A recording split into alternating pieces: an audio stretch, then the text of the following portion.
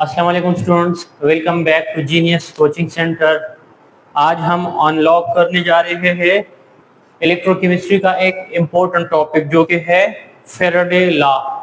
क्या आप लोगों ने सोचा है कभी या नहीं कि अगर हम किसी सोल्यूशन से इलेक्ट्रिसिटी पास करेंगे इलेक्ट्रोलाइटिक सोल्यूशन से, तो कितने मेटल्स जो है या कितने जो है आयंस वो डिपॉजिट होंगे या कितने आयन जो है वो लाइब्रेट होंगे, या ये जो बैटरीज है या जो इलेक्ट्रोप्लेटिंग का प्रोसेस है इलेक्ट्रोप्लेटिंग का, ये रियल लाइफ में काम किस तरह करते हैं। तो इन किस्म के सवालात का अगर आप लोग जवाब ढूंढना चाहते हैं तो सीख ले डिटेल में फैराडे लॉज। इलेक्ट्रोलाइसिस के दो लॉज है हमारे पास फैराडेज के, एक है Faraday's first law and second law, presented by Michael Faraday. British chemist Michael Faraday studied quantitative relationship between current and the amount of substance deposit। उसने ना माइकल फैराडे ने रिलेशन स्टडी किया था। कौन सा रिलेशन? Quantitative relationship. क्या मतलब जब हम सोल्यूशन से इलेक्ट्रिसिटी पास करेंगे, करंट पास करेंगे, तो वहां पे कितने सब्सटेंसेस डिपॉजिट होंगे, इसका क्वांटिटेटिव रिलेशनशिप फैराडे ने प्रेजेंट किया था। Scientist, he was brilliant scientist and laid the foundation of electrochemistry। उसने इलेक्ट्रोकेमिस्ट्री का बुनियाद उसने ही रख दिया है। By presented mathematical equation of his work। उसने जो काम किया है उसने मैथमेटिकल मतलब प्रूफ के साथ विद इक्वेशन उसने बताया था कि अगर आप लोग कैलकुलेशन करना चाहते हैं तो ये मेरी इक्वेशन ये ले ले, इसको आप लोग जो है अप्लाई कर सकते हैं। उसका पहला first law and second law दोनों में से अक्सर एक जो है बोर्ड के पेपर में आता है लॉन्ग क्वेश्चन में, या दोनों एक साथ भी आ सकते हैं। दोनों आ जाए तो शॉर्ट शॉर्ट करके लिखेंगे, अगर लॉन्ग हो लॉन्ग में अलग अलग आ जाए तो इंट्रो लिख ले, फिर ये लिख ले। अगर ये वाला आ जाए तो इंट्रो लिख ले और फिर फैराडे सेकंड लॉ आप लोग क्या कर ले, लिख ले, या इसके एमसीक्यूज बार बार आ चुके हैं पेपर में। तो फर्स्ट लॉ में वो उसने क्या बताया था, the amount of substance deposited or liberated at electrode is directly proportional to the quantity of electricity passed। इंतहाई आसान है। उसने बताया था कि जो सब्सटेंसेस डिपॉजिट होंगे इसकी क्वांटिटी डायरेक्टली प्रोपोर्शनल है किस चीज को, ए एम्पेयर या करंट को। उसने बताया था कि जो सोल्यूशन जो सब्सटेंसेस डिपॉजिट होंगे उसकी जो क्वांटिटी है उसका जो वेट है वो डायरेक्टली प्रोपोर्शनल है करंट को। मतलब ज्यादा करंट पास करेंगे तो ज्यादा सब्सटेंसेस डिपॉजिट होंगे, कम पास करेंगे तो कम सब्सटेंसेस डिपॉजिट होंगे। सेम जो है टाइम के साथ भी रिलेशन है, मतलब कि करंट को मैं कांस्टेंट रख लूं लेकिन मैं ज्यादा टाइम के लिए उसको पास कर लूं तो ज्यादा डिपॉजिट होंगे, और अगर कम टाइम के लिए पास कर लूं तो कम डिपॉजिट होंगे। इसके बाद ये बराबर हो जाएगा, प्रोपोर्शनलिटी सिंबल को हटाने के लिए मैं प्रोपोर्शनलिटी कांस्टेंट लगा लूंगा। W ये जो मास ऑफ द सब्सटेंस है ये इक्वल हो जाएगा ZAT का इक्वल हो जाएगा। अब इसमें ये Z क्या है, A क्या है और T, A और T का तो मैंने बताया, दोबारा बता रहा हूँ। W वो मास ऑफ द सब्सटेंस है या सब्सटेंस का वेट है जो डिपॉजिट या लाइब्रेट होगा इलेक्ट्रोड से, और Z जो है वो क्या है, इलेक्ट्रोकेमिकल इक्विवेलेंट है, बाद में मैं बता रहा हूँ डिटेल में। ए ये करंट है जो कि उसका यूनिट क्या है, एम्पेयर है। टी जो है वो क्या है, टाइम है। इसके बाद ये इलेक्ट्रोकेमिकल इक्विवेलेंट ये क्या चीज है, it is the weight of a substance collected at electrode जो when 1 coulomb current is pass through the electrode. अगर इलेक्ट्रोड से ना एनोड है या कैथोड है, अगर उससे मैं 1 कूलम करंट पास करूंगा तो 1 कूलम करंट पास करने से उस पे जितना सब्सटेंस जो है जो डिपॉजिट होता है या जितना सब्सटेंस उससे लाइब्रेट हो रहा है उससे फ्री हो रहा है वो क्या होगा, the weight of substance collected at the electrode when 1 coulomb current is passed. तो 1 कूलम करंट पास करने से जितना सब्सटेंस उसके ऊपर डिपॉजिट होगा, जितने आयंस डिपॉजिट होंगे, उसको हम क्या कहते हैं, इलेक्ट्रोकेमिकल इक्विवेलेंट कहते हैं। तो ये आप लोगों ने भूलना नहीं है, लाने आप लोग ये लाजमी इंक्लूड करेंगे। पास थ्रू द इलेक्ट्रोलाइट, इलेक्ट्रोलाइट का मतलब सॉल्यूशन, जो वो सब्सटेंस जो कि प्लस और माइनस में कन्वर्ट होता है।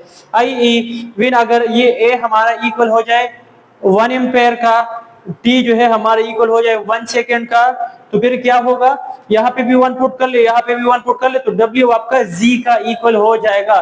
तो जब करंट 1 एम्पेयर हो टाइम 1 सेकेंड हो तो ये दोनों इक्वल हो जाएंगे, इसको हम क्या कहते हैं, इलेक्ट्रोकेमिकल इक्विवेलेंट, फिर उसको हम कहते हैं। या इस तरह आप लोग लिख सकते हैं कि हम कहते हैं कि Q is equal to I T या ए टी, तो ए जो है ये करंट हो गया, टी जो है टाइम हो गया, ये कूलम। अगर 1 कूलम पर करंट पास करेंगे, 1 कूलम बराबर है 1 ए का मल्टीप्लाई बाय 1 सेकेंड का, ये इसका इक्वल है।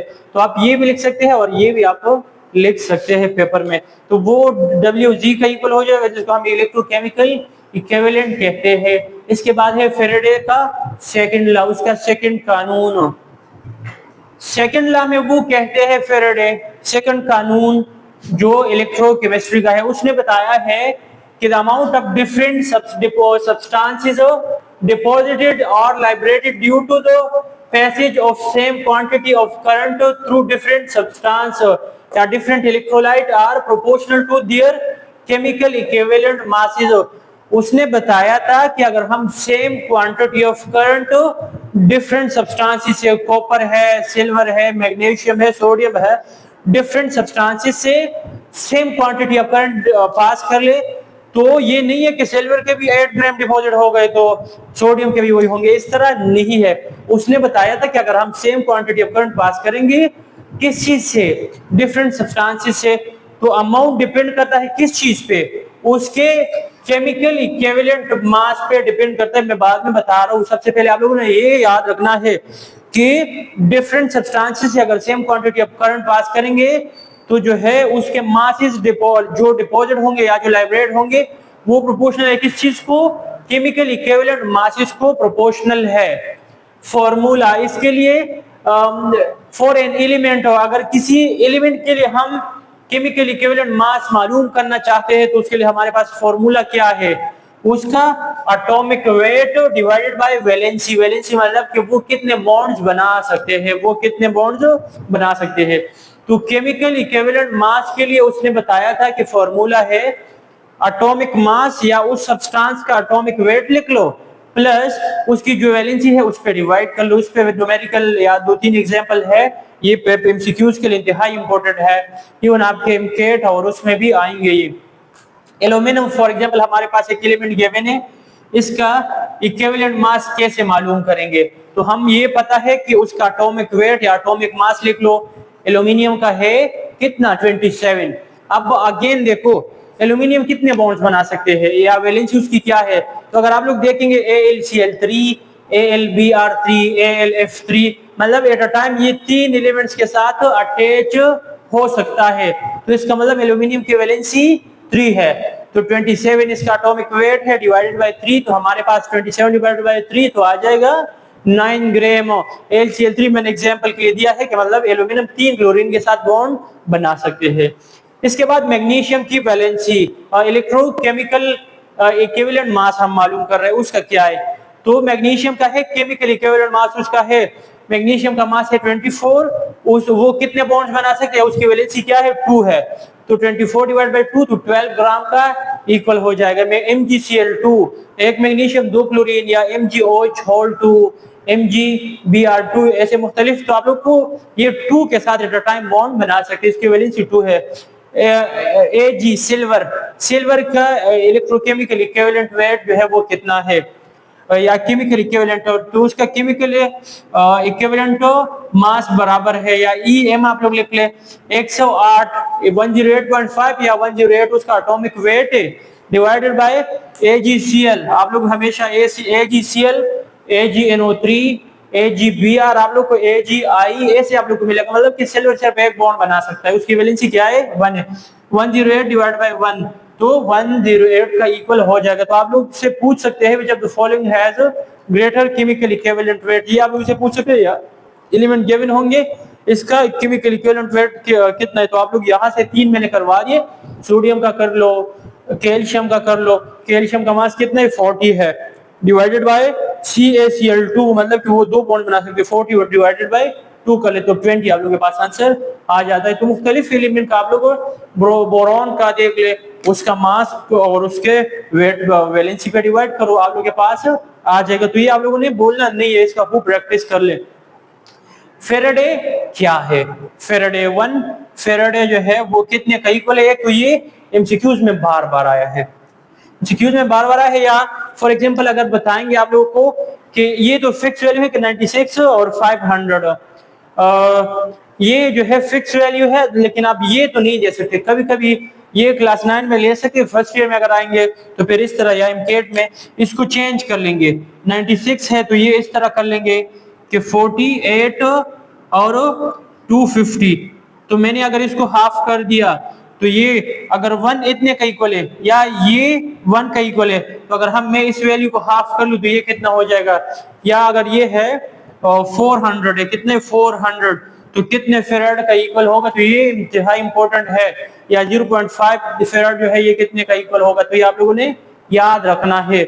और ये 1 या फेराड ये क्या है, यूनिट है किस चीज का, करंट का यूनिट है। It is the quantity of charge, ये चार्ज की वो क्वांटिटी है। Faraday is that quantity of charge which can deposit या liberate 1 gram equivalent weight of a substance. 1 gram equivalent weight किसी भी सब्सटेंस के 1 ग्राम इक्विवेलेंट वेट डिपॉजिट या liberate करने के लिए मेटल के सरफेस के ऊपर अटैच या उससे सेपरेट जुदा करने के लिए हम जितना करंट पास करते हैं वो उसको हम 1 फेराडे कहते हैं, 1F हम उसको कहते हैं। तो ये ग्रेटर यूनिट है कूलम से। अगर इतने सारे कूलम्स कंबाइन हो जाए तो तभी जाके वो 1 फेराडे का इक्वल हो जाता है। अच्छा, इसके अलावा नोट और कुछ एग्जांपल यहाँ पे गिवन है। When we pass 96,500 coulomb charge through solution of, अगर sodium silver nitrate, copper sulphate, aluminium nitrate के सॉल्यूशन हमने तैयार किए थे, और इससे अगर हम इतना करंट पास करेंगे या 1 फेराडे करंट पास करेंगे तो Ag का इतना, ये जो है ये मास या वेट उसका डिपॉजिट होगा या लाइब्रेट होगा। और कॉपर सल्फेट का, तो copper sulphuric acid H2SO4, copper की वैलेंसी मतलब 2 है, तो इसको उसके वेट को 2 पे डिवाइड कर लो। Al इन एल्यूमिनियम नाइट्रेट है तो एल्यूमिनियम का मास 27 है, उसको 3 पे डिवाइड करो तो 9 आ जाएगा। तो ये आप लोग के एमसीक्यूज के लिए इंतहाई इंपॉर्टेंट पॉइंट है। या कि फॉर एग्जांपल ये तो मैंने फिक्स पास किया है, अगर मैं इसको कर लूं कितना, इसको मैंने कर लिया 4 इतना कूलम करंट जो है वो मैंने पास कर दिया एल्यूमिनियम के सॉल्यूशन से, तो उसकी जो है कितनी क्वांटिटी है, उसके कितना मास जो है वो डिपॉजिट होगा या कितना करंट लाइब्रेट होगा। तो इसका आप लोग खूब प्रैक्टिस कर ले, फिर भी अगर कोई मसला हो तो लाजमी पूछ ले। अल्लाह हाफिज।